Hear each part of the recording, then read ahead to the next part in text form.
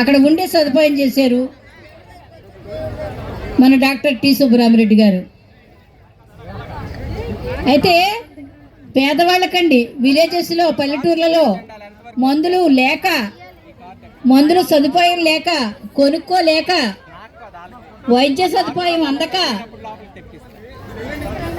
ఉండేవారికి వైద్య సదుపాయం కల్పించారండి.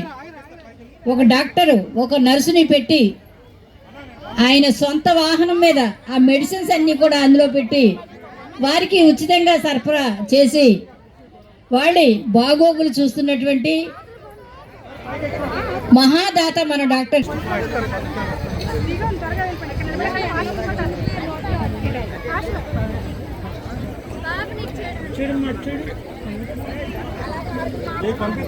అలాగే మరి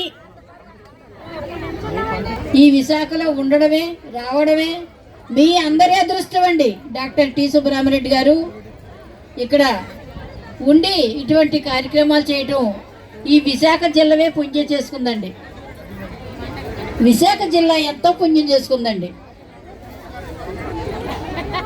అయితే ఈ సదవకాశాన్ని అందరూ స్వహస్తాలతో 1,08,00,000 శివలింగాలకు అత్యంత వైభవోపేతంగా అభిషేకం జరుగుతుందండి.